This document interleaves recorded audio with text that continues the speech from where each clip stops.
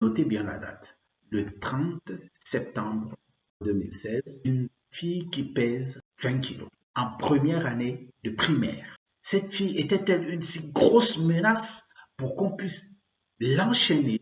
Deux vieux flics, imaginez-vous, deux adultes costauds, des représentants de la loi, mais ils usent d'abus sur cette jeune fille, sur cet enfant, sur cette petite enfant, en la menottant les mains et les pieds.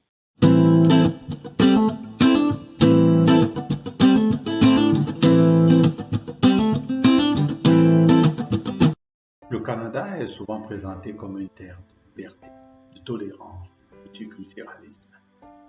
Mais derrière cette image se cache une histoire bien réelle, celle d'une surveillance constante, d'une discrimination systématique et d'une marginalisation profonde des Noirs. C'est ce que nous allons voir aujourd'hui dans cette vidéo, que j'ai tristement intitulée « Quand le mythe canadien s'effondre ». Mais je le fais sous la lumière d'un livre magnifique, un livre écrit par Robin Maynard, qui est intitulé « Noirs sous surveillance ». Bien sûr, vous retrouverez le résumé total du livre Noirs sous surveillance de Robin Maynard dans les liens en description. Entrons directement dans le livre de Robin Maynard. Robin Maynard commence par déconstruire les mythes du Canada. Elle démontre que le mythe exemplaire en matière de droits humains, de droits de l'homme, derrière cette fameuse mosaïque multiculturelle se cache une vérité bien triste. Les Noirs y ont toujours été perçus comme indésirables, trop nombreux, trop dangereux. Les politiques migratoires, les institutions scolaires et les pratiques policières s'inscrivent toutes dans une logique de contrôle. Pour comprendre cela, lisons, voici ce qu'elle dit elle-même dans son livre. Déjà à la page 32, on commence directement à la page 32 au paragraphe 2. Voici ce qu'elle dit. En surface, la politique multiculturelle officielle inscrite dans la loi, en même temps que dans la Charte canadienne des droits et libertés, semble effectivement éradiquer les formes de discrimination étatique désormais d'un autre temps.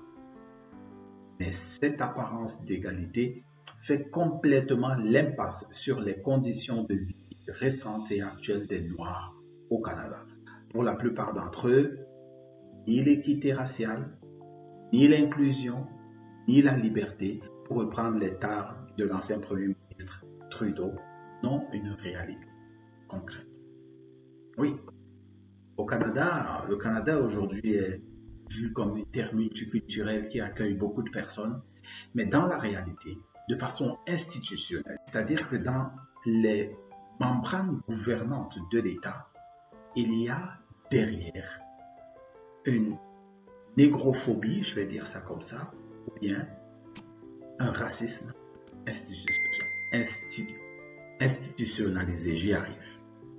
Donc, voilà l'une des premières raisons qui fait tomber le mythe, déjà à la page 32 du livre, qui fait tomber le mythe canadien. Mais ce n'est pas tout.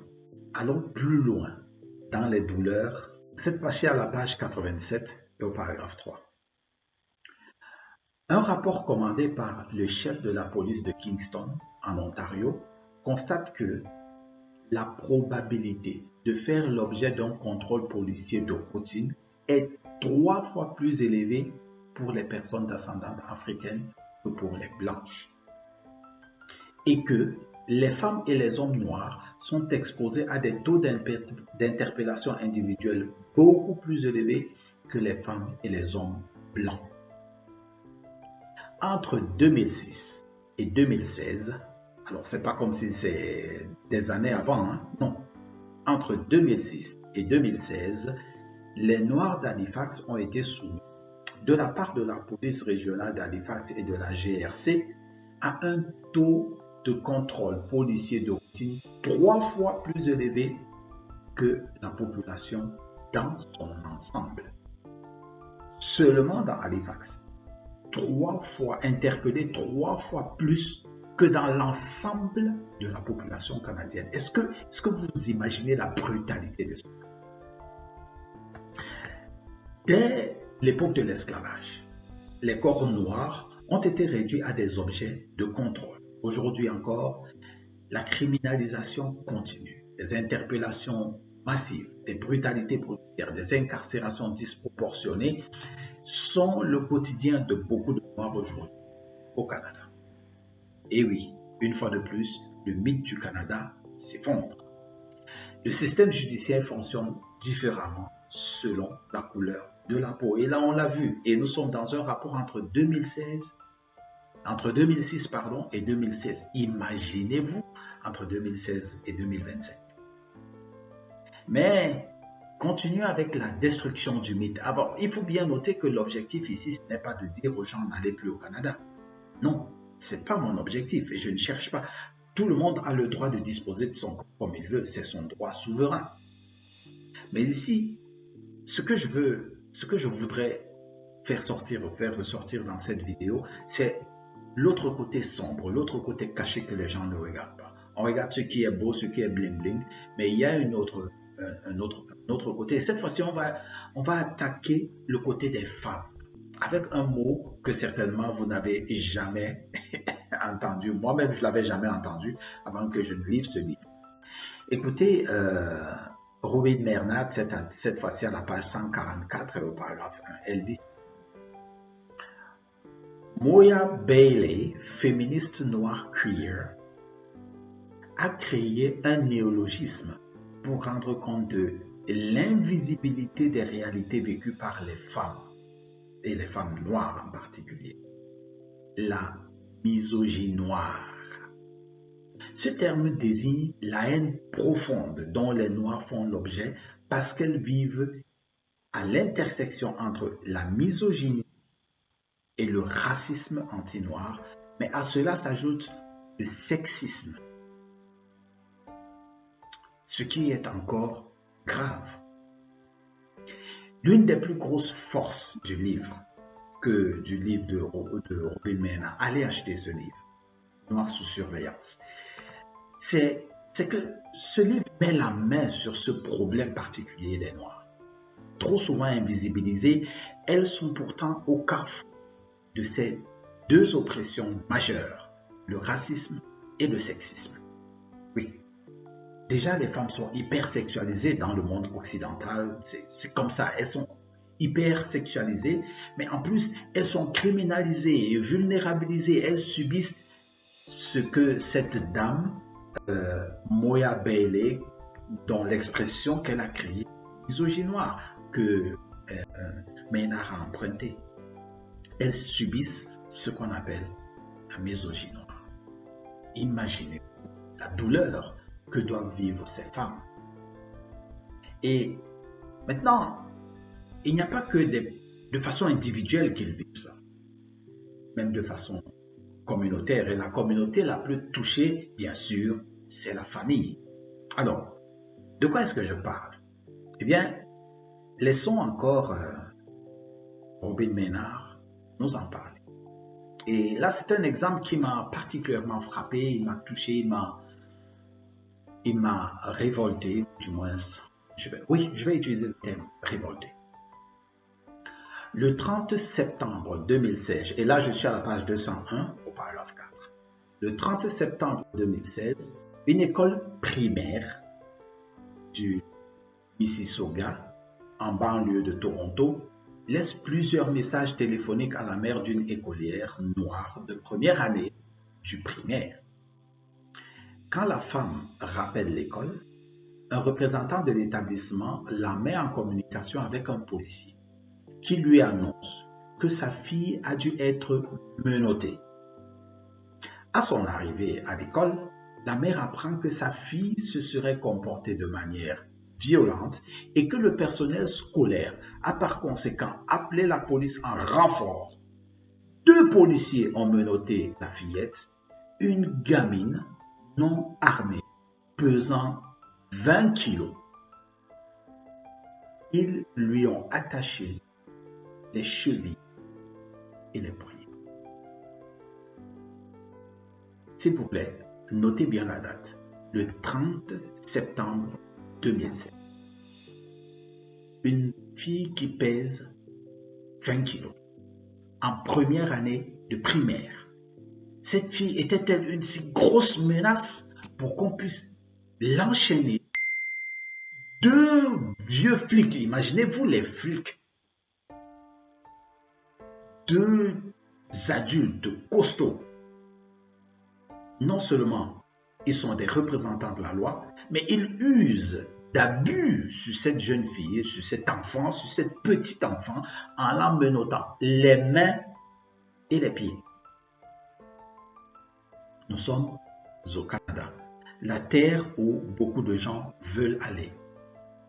Les Noirs au Canada ne subissent pas seulement cette violence policière. Leurs familles sont brisées et les services sociaux qui retirent les enfants de façon disproportionnée. Et quand vous continuez le livre, vous découvrez des séparations de familles, des divisions de familles.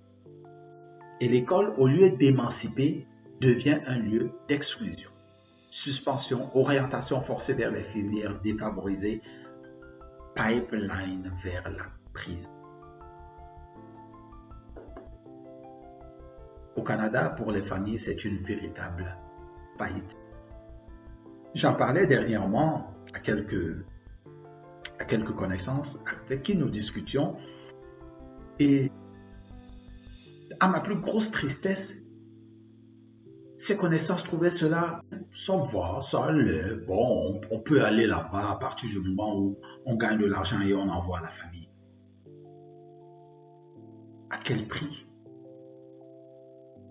Au prix de la dislocation de la famille, de la destruction de la vie humaine, de la destruction. Imaginez cette jeune fille, comment est-ce qu'elle grandira?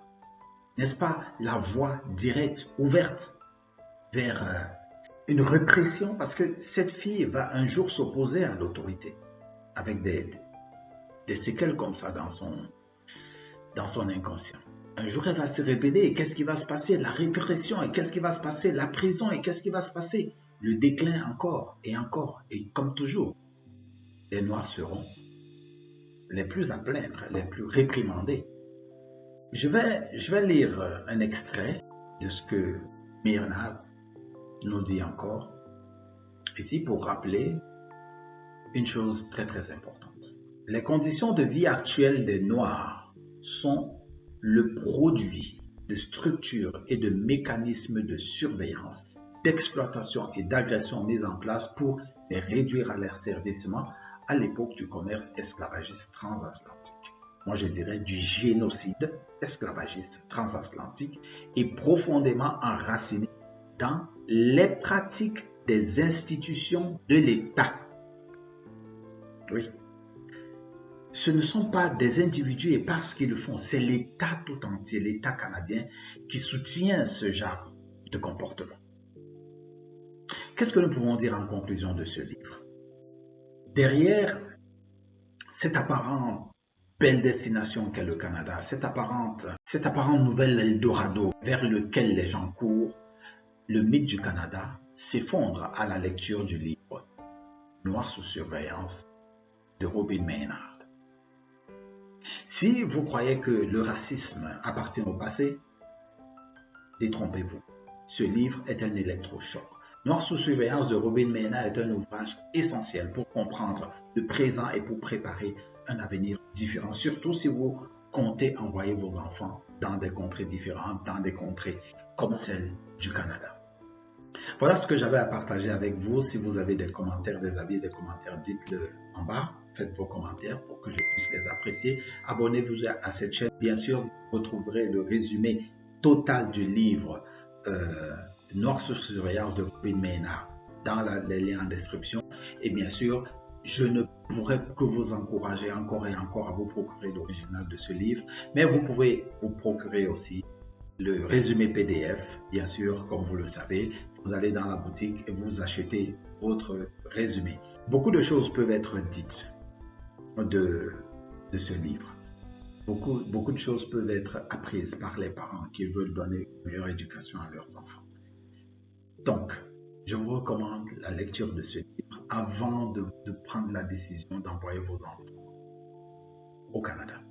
Ce n'est pas pour vous décourager, mais c'est pour vous ouvrir les yeux sur l'autre réalité qui est cachée du mythe canadien.